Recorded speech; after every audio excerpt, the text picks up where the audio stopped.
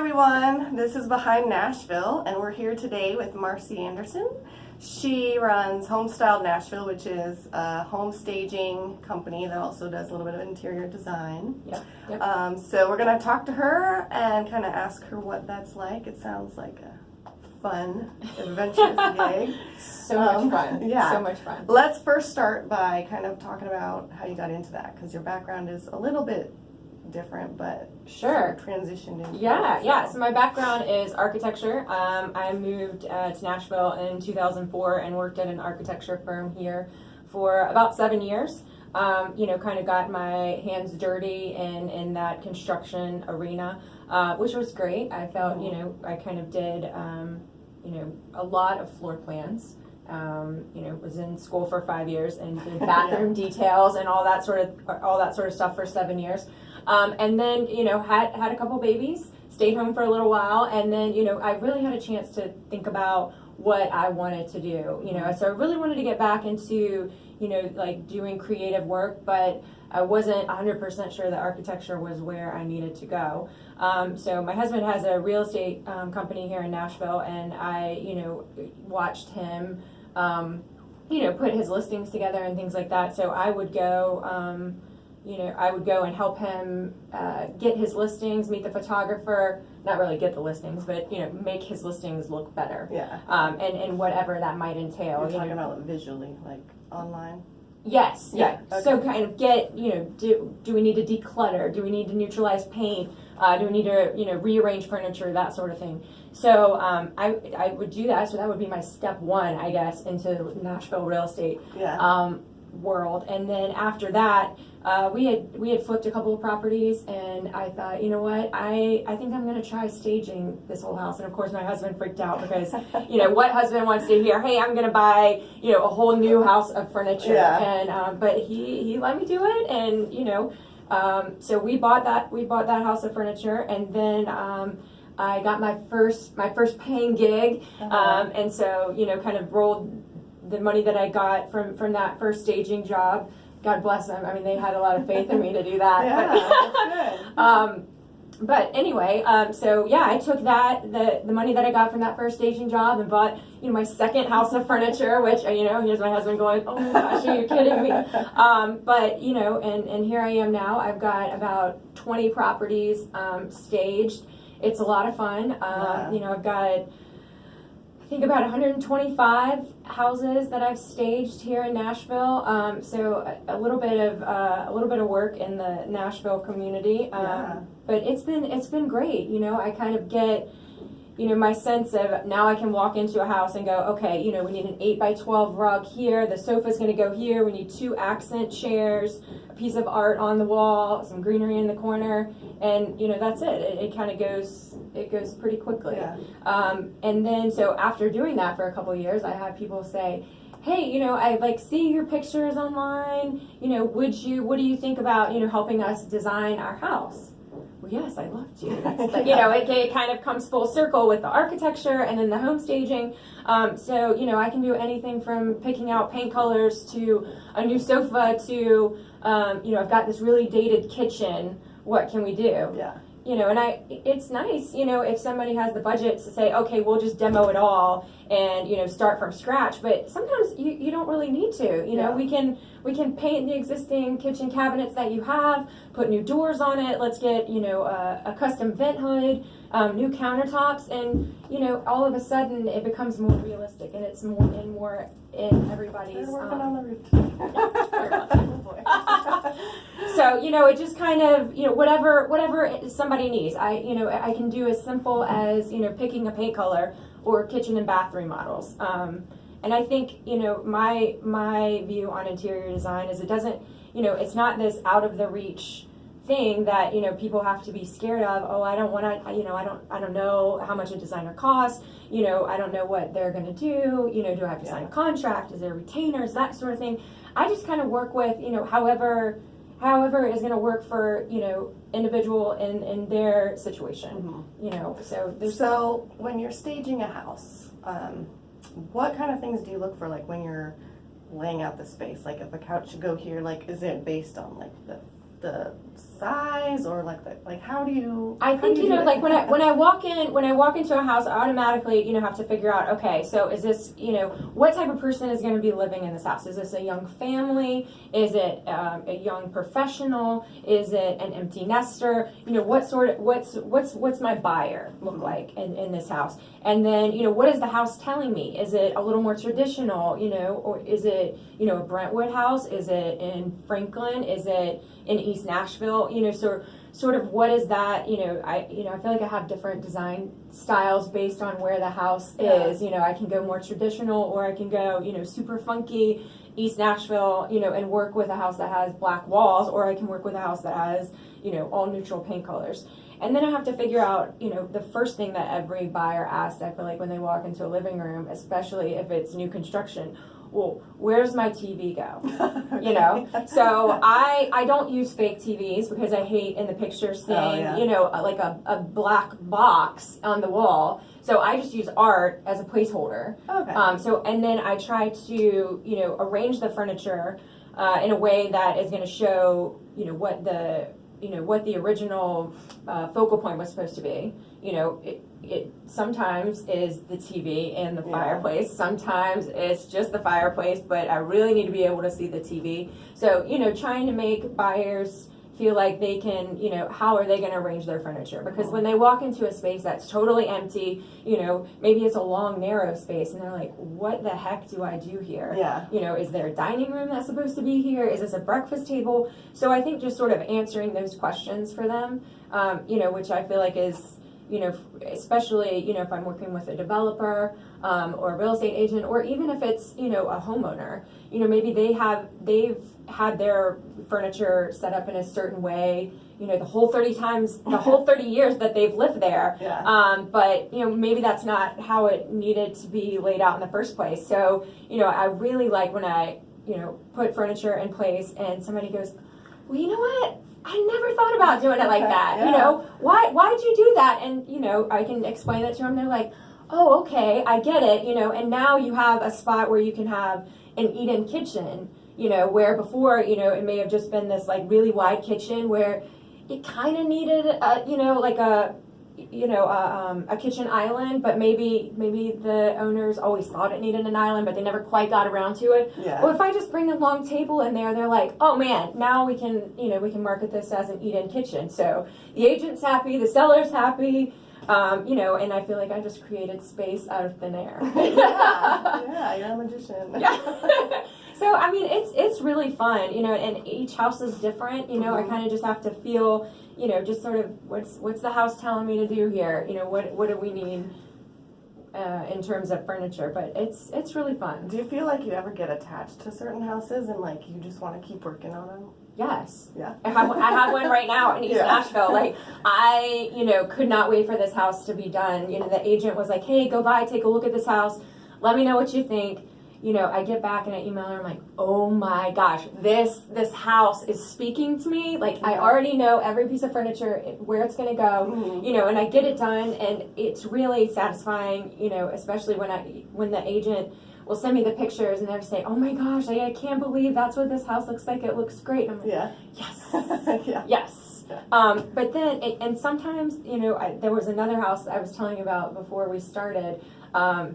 Sometimes the buyers want to buy the furniture, and I get attached. Yeah, so tell us more about that, where it comes from and where it goes. And yeah, so I kind of pick it up from all over, estate sales, Target, Walmart. I just wherever, if I just happen to see, if I'm out and about and I'm like, oh man, that's awesome, I could just be driving to wherever and see that estate sale sign, and next thing you know, I'm got a dining room table in the back of my car, which by the way, I can fit a whole dining room table and 6 chairs in the back. But artwork. Sometimes I use my own artwork. You can add that to my resume. Too cheap to buy artwork, so I just make my own. Just black and white photography. I'll just get it framed in inexpensive frames. Home goods is one of mine. And then after you use everything in the house, you basically usually will just keep it like yes, and then I will just rearrange it.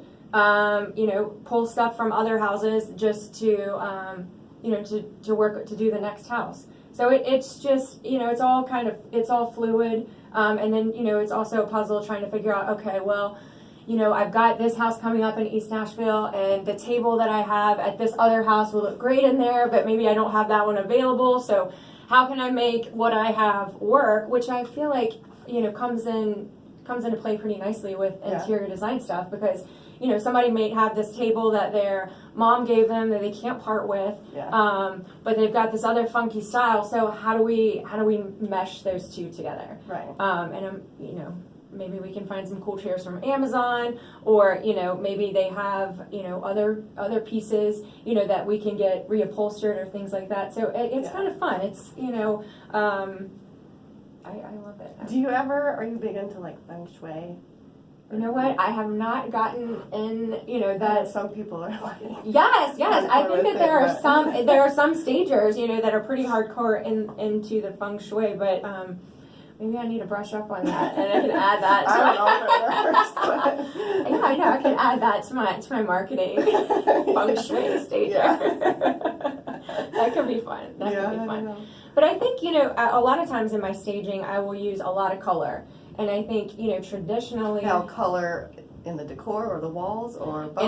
In the decor. Okay. Because sometimes these builders will come in and everything's neutral, which is great because it's appealing, to more buyers. Right. But the problem is, right now in Nashville, there's a lot of new construction. Yeah. And there's a lot of everything that's white and neutral. And when you're going through pictures, when buyers are, looking at these houses online and everything's neutral and they're all just like these, grandiose, huge open floor plans. We've got wood floors for days, white walls.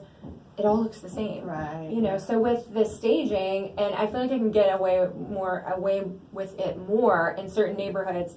When I add a pop of color, people remember that house. Oh, hey, you remember that house that had that, crazy hot pink floral floral bedding? They won't remember that other than, hey, you remember that house with with the all neutral decor? Right. No, you don't, because they all look like that. Yeah. So I think just adding that little pop of color, it has been pretty helpful in my staging, and I like color. You can't really tell today because I am wearing black, but I really like color. I feel comfortable with it, and I have a design client right now, and she's a neutral girl, and really? I'm sort of pushing her a little bit, who you are, and she's kind of come around a little bit.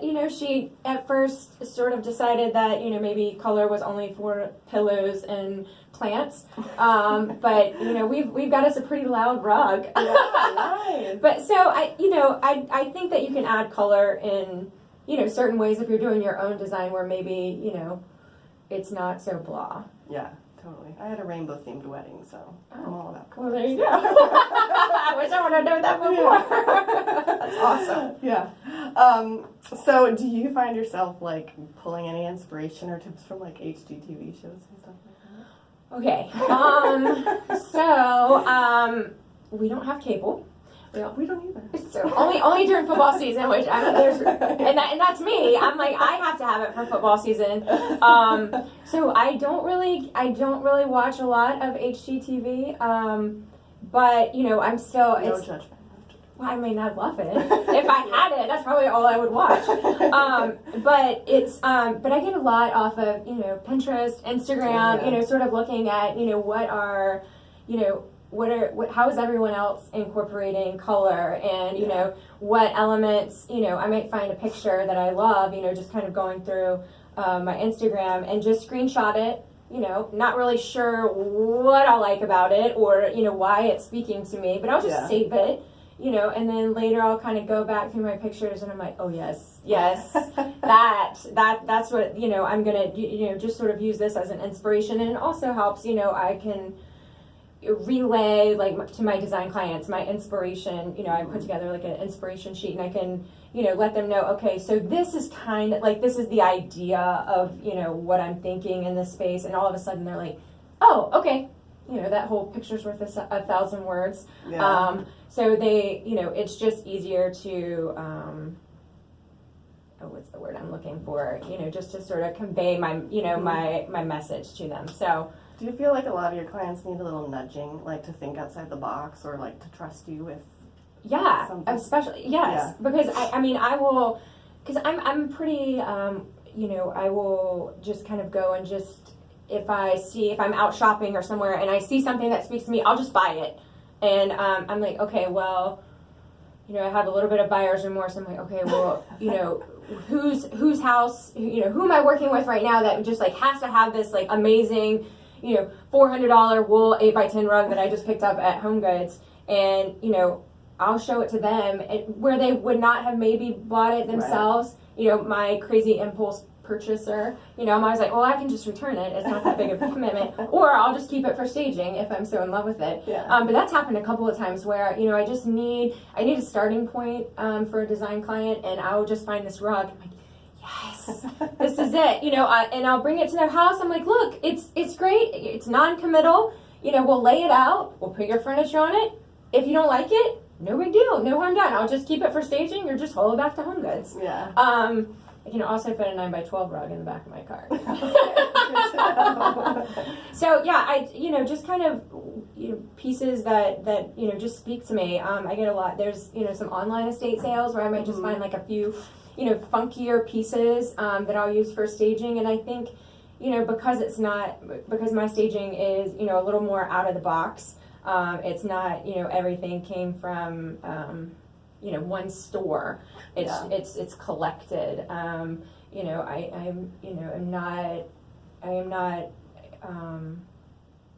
I used to have a blog years ago, and it was called Dumpster Decor. Oh. And so I was not above, you know, crawling in a dumpster if I saw something that, you know, might work. I've, you know, old doors, doorknobs, you know, just, Goodwill. I mean, I found stuff, you know, just about everywhere. I think at one point I picked up a table off the side of the road and refinished it.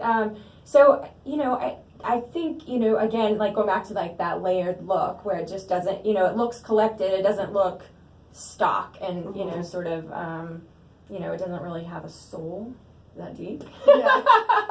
You know, I kind of like my furniture to be layered, have a soul, have a story. You know, my house is very much a story. There's, you know, stuff from everywhere, but, you know, I like saying, oh yeah, well, you know, that coffee table I made out of a piece of wood that I found in a ditch. It's a true story. My husband thought I was crazy. I'm like, we need that piece of wood. And he's like, what are you talking about? I'm like, this wood, you know, it was like this beautiful 8-foot long plain piece of cedar lying in a ditch. Mm-hmm. And I hauled that thing around with me for 4 or 5 years trying to figure out what I'm going to do with it. And then finally, when we moved into our new house, I was like, coffee table. So I, you know, built a coffee table. Nice. Mainly out of necessity because we were, you know, you don't have stuff. And so, you know, especially when, you know, you're a young couple and you don't have, you know, this great budget for furniture, you're like, how can I improvise? Yeah. You know, Craigslist purchases, you know, making coffee tables.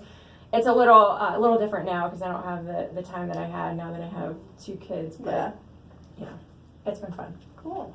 So if people want to find you online, reach out, work with you, whatever, where do they find you? Instagram at Homestyled Nashville. Website homestylednashville.com. Facebook. You taking new clients right now? I am. Yeah, always taking new clients. Okay. Yeah, we've expanded a little bit this year, so I've got some ladies helping me. And you work all over Nashville. Yep, Nashville, Franklin, Brentwood. Yeah. Cool. So I heard that removable wallpaper is kind of like big right now. Have you ever used that? So I am waiting for my first removable order of wallpaper to come in. We have a 10 to 14 day shipping time, so we are on day 14. But so yeah, it's gonna be my first time with the removable wallpaper. But I am a fan of wallpaper. I do regular wallpaper all the time. Yeah, anything from grass cloth. For my Franklin and Brentwood people, I've done some crazy face wallpaper. Really? Yeah, that one's on my Instagram. It's one of my, you know, it takes a special client, you know, to do this crazy face wallpaper. But you know, once I kind of get in and sort of get to know, who I'm working with, I kind of know, okay, maybe I can push you a little bit more over here, or, maybe I need to hold back for a little while, let you and I get comfortable with each other. But yeah, I'm going to push a little bit. Yeah. But yeah, I'm a huge fan of wallpaper, all kinds. All right. Removable, we'll see how this one goes. Yeah, I always wanted to try it. I didn't know Yeah, I think what it was like. I remember, my grandmother, growing up, my grandmother had this crazy 60s wallpaper, and she later redid it into, I think after the 60s wallpaper, I think she went with the 80s wallpaper. But under her sink, she didn't get that re-wallpaper, like in the back of the vanity, and it still has that 60s wallpaper. Oh, yeah, so I think people just think, okay, like once I put it up, I have to like it forever. With the removable, it's really non-committal. You're like, that's no big deal. I'll just take that down. Yeah. Now we don't know if that were to stay out there for say 30 years, would it still be removable? You're probably gonna have to do some drywall work. But anyway, yeah, I'm a fan of removable wallpaper. Cool. All right. Well, any other tips or expertise? Don't be afraid. Don't be afraid of color. Don't be afraid of color. Color's good. Yeah. Texture. We can start with texture, and then maybe we move to a little bit of color. Yeah. So yeah, that's are you big into like the plants and stuff? I heard they're like beneficial, like health wise too. Yeah. My house, my husband just told me no more plants. I love plants. I tell people, you know what? If your friends can touch your plants, make that one real. But if they can't touch it, you can use an artificial one. Oh. I kind of have mine, if somebody's going to walk by and touch it, it's real. So they just assume that all the rest of my plants, the ones that are like way up, those are real too. It's a little secret. Yep, I love sprinkling plants and mirrors. Mirrors are another good one. Good to know. Yeah, cool. Well, thanks for sharing all your tips and tricks and your story. Yes, thank you. Thanks for having me. Yeah, no problem. Well, thanks for watching, guys. So check out Marcie online, and there's pictures on your website and Instagram and stuff of some of the projects I keep up you've with done. Instagram more than anything. Yeah. So. Okay, so follow her, and thanks for watching.